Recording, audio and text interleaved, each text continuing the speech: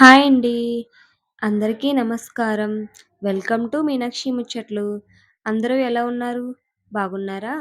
ఈరోజైతే మనం బెల్లం ఆవకాయ ఎలా తయారు చేసుకోవాలో చూద్దాం. ముందుగా మనం మామిడికాయలనైతే తీసుకొని ఇలా ముక్కలుగా కట్ చేసి వీడియోలో చూపించిన విధంగా అయితే కొలుచుకోవాలండి. ఎప్పుడైనా పచ్చడికి కొలతే ఇంపార్టెంటు. మీరైతే ఏ గిన్నెతో అయితే తీసుకుంటారో ఆ గిన్నెతో అన్నీ కూడా కొలతలైతే కరెక్ట్‌గా వేసుకోండి. పచ్చడనేది పర్ఫెక్ట్‌గా ఉంటుంది. బెల్లం ఆవకాయకి వచ్చేసరికి మామిడికాయ పులుపు లేకపోయినా పర్వాలేదు గానీ, ముక్క గట్టిగా ఉన్నదా లేదా అనేదైతే చూసుకోండి సరిపోతుంది. మేము తీసుకున్న మామిడికాయలైతే ముక్క గట్టిగానే ఉంది. వీడియోలో అయితే ముగ్గుపోయినట్టుగా కనిపిస్తున్నాయి. కానీ ముక్క అయితే గట్టిగానే ఉంది. మామిడికాయ కూడా కొద్దిగా స్వీట్‌గా మీరు ఉంది. వీడియోలో చూసిన విధంగానే ముక్కల్లో ఆవపిండి, అలాగే ఒక స్పూన్ మెంతులు, వెల్లుల్లిపాయలనైతే మేము కచ్చా పచ్చాగా అయితే వేసుకున్నామండి. మీకు ఇష్టం ఉంటే వెల్లుల్లిపాయ పొట్టు తీసి బొడ్డులను కూడా వేసుకోవచ్చు. అవి కూడా టేస్ట్‌గానే ఉంటాయి. ఇంకా కారం అయితే మేము 200 గ్రామ్స్ కారం అయితే తీసుకున్నాము. అలాగే సాల్ట్ 100 గ్రామ్స్ సాల్ట్ అయితే వేసాము.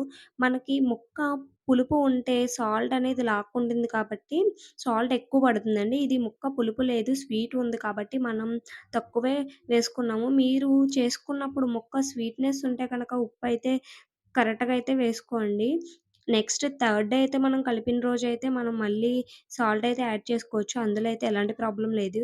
ఇప్పుడు బెల్లం కూడా నేనైతే బెల్లం డైరెక్ట్‌గా అయితే వేస్తున్నాము. పాకం అయితే చేయట్లేదు. ముక్కలు కూడా మనం ఎండలో అయితే పెట్టట్లేదు. ఈ విధంగా చేస్తే నిలవ ఉంటుందా లేదా అని మీకు అందరికీ డౌట్ అయితే రావచ్చు. అస్సలు డౌట్ పడొద్దు. ఈ విధంగా చేసినా సరే ఖచ్చితంగా సంవత్సరం పాటు నిలువ ఉంటుందండి.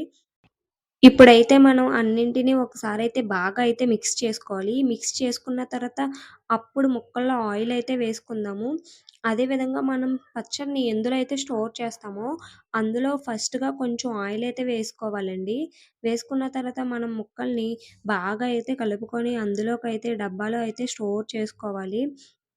కొద్ది కొద్దిగా వేసుకుంటూ మనమైతే ముక్కలనైతే ఇలాగా వేసుకోవాలి. పచ్చడి పట్టడం చాలా కష్టమని అందరూ అనుకుంటూ ఉంటారండి. అందుకే ఈజీగా షాప్స్‌లో అయితే కొనేసుకుంటూ ఉంటారు. కరెక్ట్‌గా కొలతలతో చేస్తే చాలా అంటే చాలా ఈజీ అండి పచ్చడి పట్టడం. నేను కూడా చాలా కష్టమేమో అనుకునేదాన్ని బిఫోర్‌లో అయితే.